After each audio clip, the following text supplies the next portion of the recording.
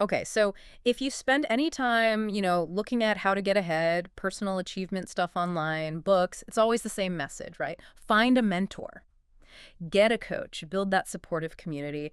All the advice really centers on finding, well, comfort, affirmation, a solid support system. Yeah, that's pretty much the standard playbook for motivation these days. But today, Yeah. we're kind of taking that playbook and, well, maybe setting it on fire. Ah, okay. Our source material, these excerpts from a really provocative framework in Find Your Villain. Mm. The motivation of antagonism, it basically calls all that standard advice. Well, here's the quote. Lies. Mhm. All of it. Soft, comfortable, middle-of-the-road lies that ensure you never rise above the average. Wow, okay. That is definitely an aggressive stance. It completely flips the script on how we usually think about success. That is. You're always told, you need that cheerleader, someone who gets to struggle. But this idea, it says if you want to be really exceptional, truly dangerous, as the text puts it, Yeah. you don't need a coach, not Yeah. someone managing your feelings. Right. You need an enemy, a Yeah. villain. Precisely. We're totally flipping motivational psychology on its head here. Yeah. So our mission for this deep dive is to get a quick grasp of this aggressive framework. We need to define what villain really means in this context, not fiction, obviously. Right. And then explore the practical side, the weaponizing antagonism part, to actually drive excellence. We're shifting gears from chasing happiness to, well, chasing conquest. Okay, let's unpack that critique of comfort first, because it's pretty harsh, unrelenting even. It really is. The source zeroes in on established industries like fitness or wellness, calling them a multi-billion-dollar echo chamber of empathy. And it highlights that soft advice we hear constantly. Be gentle with yourself. Listen to your body.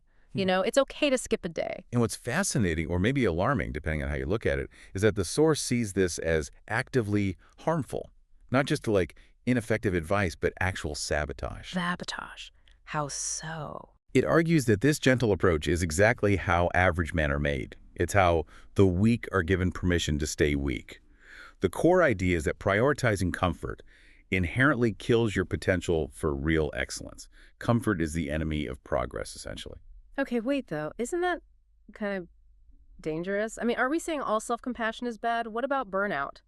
Sustainability? You hear top performers talk about balance all the time. That's a fair point. The author is definitely skeptical of balance when you're aiming for something truly exceptional, something outlier level. The argument is that balance, by definition, is average. The text suggests that genuine, top-tier excellence requires this period of almost manic intensity, and that intensity just can't coexist with self-pity or needing constant pats on the back. So it's not against rest, physically speaking. No, not against recovery itself, but definitely against giving yourself permission to quit just because something feels hard or uncomfortable. The goal here isn't happiness or maintaining mental equilibrium day to day. It's peak performance.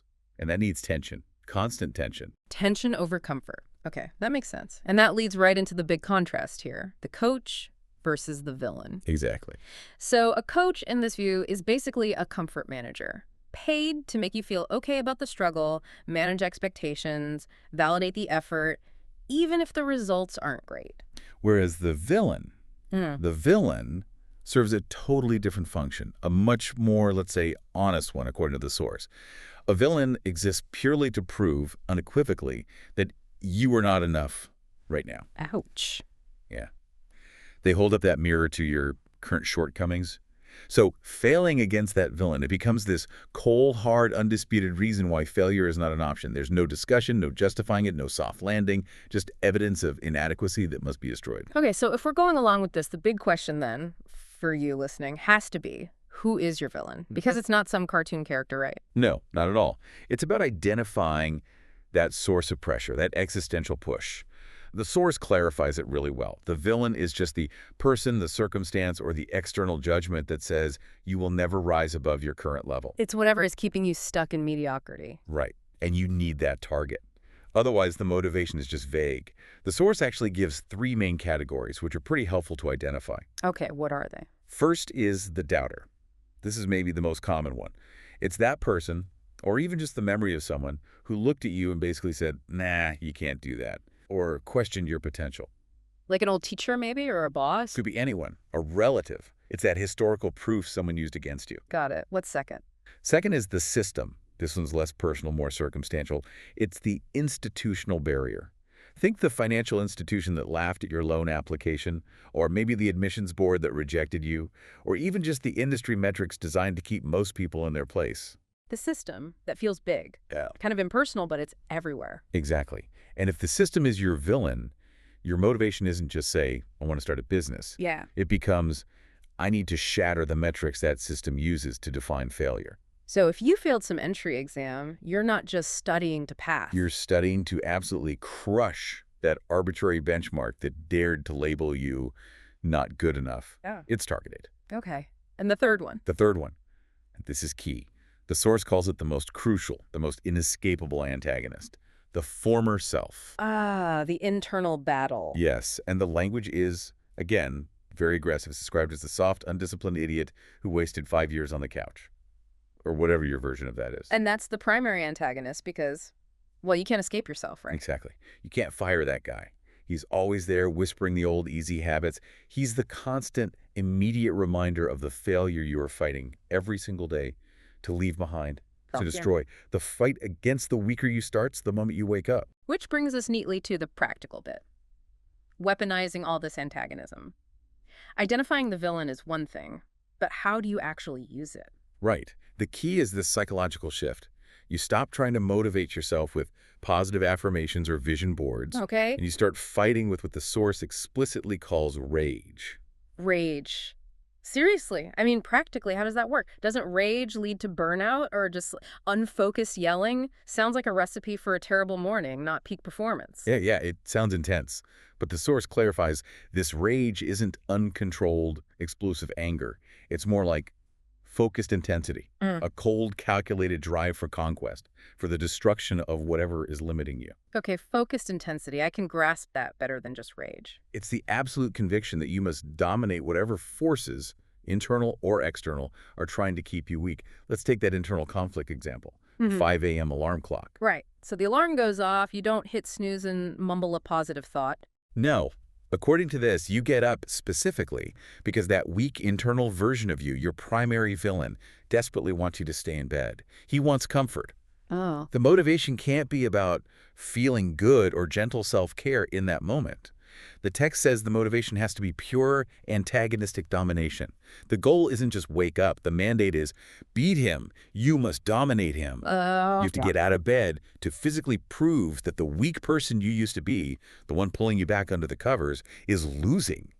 He's weaker than the person you're forging right now. It makes it a competition every single morning. You tensed yourself. Yes. Okay, let's shift that. What about a professional setting? Say you pour months into a huge project and then, bam, it gets shot down. Rejected by a boss, a client, whatever. A coach might say, okay, reframe this. What did we learn? Right, the standard learning opportunity approach. But the villain framework, it demands something else entirely. Your motivation shifts. It goes from learning to conquest. You take that rejection, that external judgment, and you internalize it as an attack from the system, or maybe from specific doubter. And you don't just tweak the project. You restart with the single-minded goal of creating something so undeniably brilliant that the initial rejection looks ridiculous. So you're fueled by the need to. And again, using the source's framing, ram proof of competence down the throat of the opposition. It's aggressive. That definitely paints a picture. Okay, so that covers the internal battle and maybe professional pushback. What about external endurance? Like physical pain, lifting weights, intense study. Same principle, just externalized.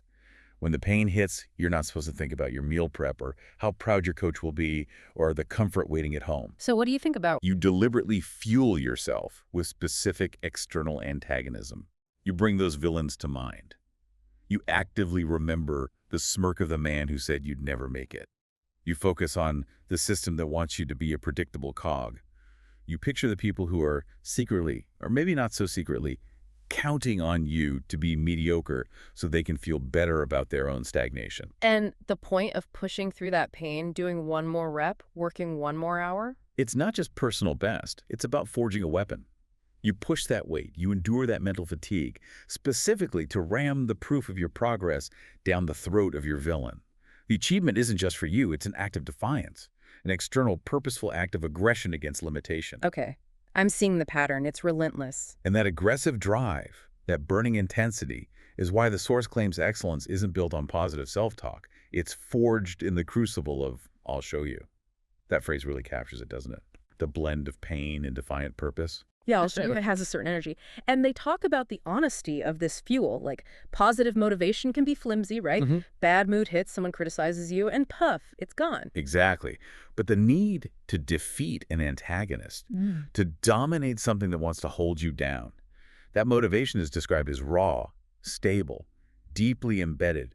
It doesn't disappear easily. Which ties into those final contra points from the source, the coach versus villain recap. Yeah, they're really good for summing it up. Yeah. A coach gives you a routine. A villain gives you a reason, a powerful reason. The routine helps you stay put, maybe improve incrementally. But the reason, that burning desire for conquest, forces breakthroughs. And the other one, a coach gives tips on form, technique. Which is useful, sure. But a villain gives you the burning intensity to endure perfect pain. Perfect pain. That's another striking phrase. What's that about? It's pain that you accept, even embrace, because you understand it's the necessary price to destroy the villain.